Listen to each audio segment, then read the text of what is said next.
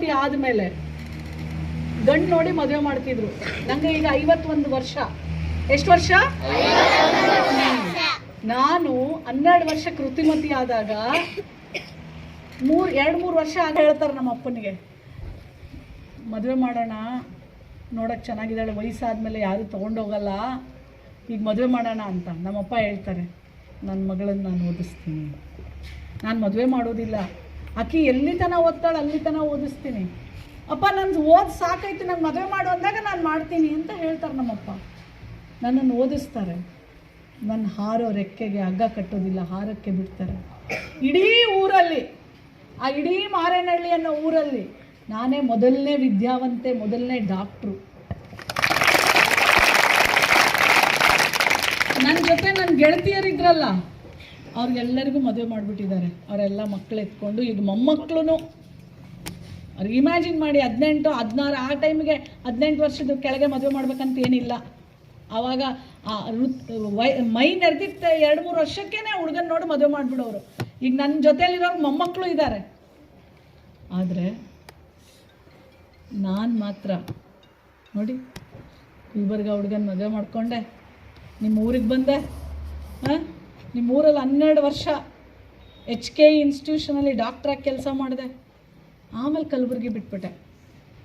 ಕಲಬುರ್ಗಿ ಬಿಡೋಕ್ಕೂ ನಾವೇನಾದರೂ ಇನ್ಸಲ್ಟ್ ಆಗಿಬಿಟ್ರೆ, ಅವಮಾನ ಆಗಿಬಿಟ್ರೆ, ಈಗ ನಮ್ಮ ಆಫೀಸರ್ಗಳೆಲ್ಲ ಅವರೇ, ಯಾರು ಅವಮಾನ ಮಾಡಿಬಿಟ್ರೆ, ಅಯ್ಯೋ ನನಗೆ ಅವಮಾನ ಮಾಡಿಬಿಟ್ರು, ನನಗೆ ಎಲ್ಲರ ಮುಂದೆ ಅವಮಾನ ಆಗೋಯ್ತು, ನನ್ನ ಅಪಹಾಸ್ಯ ಮಾಡಿಬಿಟ್ರು, ನನ್ನ ನಿಂದನೆ ಮಾಡಿಬಿಟ್ರು ಅಂತ ನಾವು ಡಿಪ್ರೆಷನ್ಗೆ ಹೋಗ್ಬಿಡ್ತೀವಿ, ನೇಣಾಕೊಂಡ್ಬಿಡ್ತೀವಿ, ರೂಮ್ ತೆಗಿಯಲ್ಲ, ಅಪ್ಪ ಅಮ್ಮನ ಜೊತೆ ಮಾತಾಡಲ್ಲ. ಆದರೆ ನನಗೆ ಎಲ್ಲರ ಮುಂದೆ ಅವಮಾನ ಮಾಡ್ತಾರೆ. ಅವತ್ತೇ ನಿಮ್ಮ ಕೆಲಸ ಬೇಡ ಅಂತ ರೆಸಿಗ್ನೇಷನ್ ಕೊಟ್ಟು, ನನ್ನ ಕ್ಲಿನಿಕ್ ಇರುತ್ತೆ, ಒಳ್ಳೆ ಕ್ಲಿನಿಕ್ಕು ಗುಲ್ಬರ್ಗಾದಲ್ಲಿ. ನನಗಿಬ್ಬರು ಮಕ್ಕಳು, ನನ್ನ ಮನೆಯವ್ರ ಡಾಕ್ಟ್ರು, ನಾನು ಅವರಿಬ್ಬರು ಒಟ್ಟಿಗೆ ಕೆಲಸ ಮಾಡ್ತಿರ್ತೀವಿ. ಕಾರು, ಮನೆ, ಫ್ರೆಂಡ್ಸು ಎಲ್ಲ ಚೆನ್ನಾಗಿತ್ತು, ಕೈ ತುಂಬ ದುಡ್ಡು.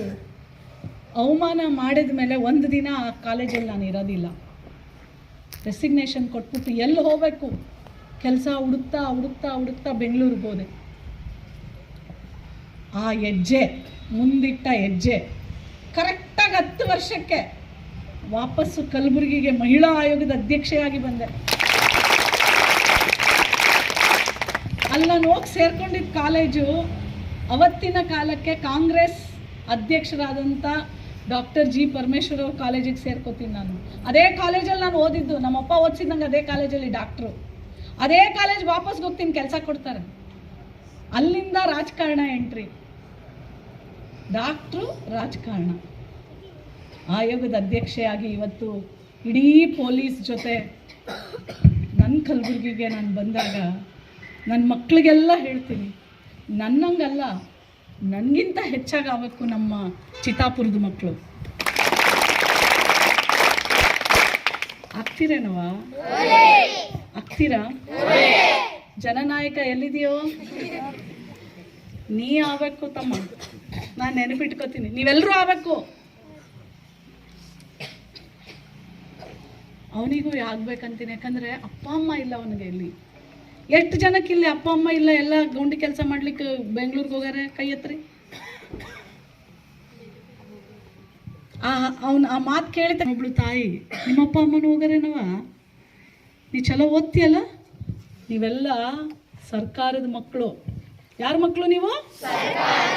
ನಿಮಗೆಲ್ಲ ಸರ್ಕಾರನೇ ಅಪ್ಪ ಅಮ್ಮ, ಎಲ್ಲವನ್ನೂ ಕೊಡುತ್ತೆ ನಿಮಗೆ. ಬಟ್ ನೀವು ಓದಬೇಕು. ನೀವು ಓದಿದ್ರೆ ಒಂದಿನ ನೋಡಿ, ನಮ್ಮ ರೇಣುಕಾ ಹಂಗೆ ಪೊಲೀಸ್ ಆಫೀಸರ್ ಆಗ್ಬೋದು. ತಮ್ಮ ಬಾರು, ಮಂಜುನಾಥ್ ರೆಡ್ಡಿ ಯಾವ ಊರು? ಶಾಪುರ್. ನೋಡಿ, ಸಿಮೆಂಟ್ ಫ್ಯಾಕ್ಟ್ರಿ ಎಲ್ಲ ಐತೆ, ಶಾಪುರ್ದ ಹುಡುಗ ಮಂಜುನಾಥ್ ರೆಡ್ಡಿ. ಏನು ಇನ್ಸ್ಪೆಕ್ಟ್ರ? Sub inspector. ಓದಿ ತಾನೇ ಆಗಿದ್ದೀರಿ ನೋಡಿ, ಓದಿ ಆಗಿದ್ದಾರಲ್ಲ. ಅವ್ರಂಗೆ ಯಾರ್ಯಾರು ಆಗ್ಬೇಕು ಹೇಳ್ರಿ ನೋಡೋಣ. ಎಲ್ಲರೂ ಹೋಗ್ಬೇಕಲ್ಲ, ಓದಿದ್ರೆ ಮಾತ್ರ ಆಗೋದು. ನಿಮ್ಮ ತಂದೆ ಏನಾಗಿದ್ರಪ್ಪ? ಅವರು ವ್ಯವಸಾಯ ಮಾಡೋರು. ಎಷ್ಟು ಜನ ಅಪ್ಪ ಅಮ್ಮ ವ್ಯವಸಾಯ ಮಾಡ್ತಾರೆ? ಒಬ್ಬ. ಇವತ್ತು ನೀವೆಲ್ಲ ನನ್ನ ಮುಂದೆ ಪ್ರಾಮಿಸ್ ಮಾಡಬೇಕು, ಮಾಡ್ತೀರಿ? ಯಾರ್ಯಾರು ಮಾಡ್ತೀರಿ? ಎಲ್ಲರೂ. ಎಲ್ಲ ಇಲ್ಲಿ ದೇವ್ರು ಇರೋದಲ್ಲ, ಎಲ್ಲಿರೋದು ದೇವರು? ಇಲ್ಲಿ. ಇದು ಯಾಕೆ ದೇವರು ಗೊತ್ತಾ? ಇದ್ರ ಕೆಳಗಡೆ ಹೃದಯ ಹೋಯ್ತು ಅಂದ್ರೆ, ಹೃದಯ ಬಡಿತಾ ಇದ್ರೆ ಅದೇ ಹೃದಯ. ಅಂದ್ರೆ ಇದ್ರ ಮೇಲೆ ಪ್ರಮಾಣ ಮಾಡ್ತೀನಿ ಅಂತಂದ್ರೆ ನನ್ನ ಜೀವದ ಮೇಲೆ ನಾನು ಪ್ರಮಾಣ ಮಾಡಿ ಹೇಳ್ತೀನಿ. ಹೇಳಿ ನೋಡೋಣ. ನಾವೆಲ್ಲರೂ ಚೆನ್ನಾಗಿ ಪ್ರತಿದಿನ ಓದ್ತೀವಿ. ನಾವು ಯಾವುದೇ ಕೆಟ್ಟ ಕೆಲಸ ಮಾಡುವುದಿಲ್ಲ. ನಮ್ಮ ಮೇಲೆ ಯಾರೂ ಸಹ ಕೆಟ್ಟ ಕೆಲಸ ಮಾಡುವುದಕ್ಕೆ ಅವಕಾಶ ಕೊಡುವುದಿಲ್ಲ. ನಾವು ಒಂದು ದಿನ ನಮ್ಮ ಕನಸನ್ನ ಯಶಸ್ಸು ಮಾಡೇ ಮಾಡ್ತೀವಿ. ನಿಮ್ಮ ಕನಸು ಏನೇನಿದೆ? Police, lawyer, doctor, teacher, engineer. ಜನನಾಯಕ ಆಗಲ್ವಾ? ನನ್ನ ಮಕ್ಕಳೆಲ್ಲರೂ ಯಾವಾಗಲೂ ಜನನಾಯಕಿ ಆಗಬೇಕು, ಜನನಾಯಕರಾಗಬೇಕು. ನನ್ನ ಮಕ್ಕಳು ಯಾರ್ಯಾರು ಇದ್ದೀರಾ? ಕೈ ಎತ್ತಿ ನೋಡೋಣ. ಅಷ್ಟು ಜನ ನನ್ನ ಮಕ್ಕಳು ಜನನಾಯಕರಾಗಬೇಕು ಅಂದರೆ ಜನರಿಗೆ ಸಹಾಯ ಮಾಡುವಂಥ ಮಕ್ಕಳಾಗಬೇಕು. ಆಗ್ತೀರಾ? I love you. I love you. I love you. I love you. Thank you.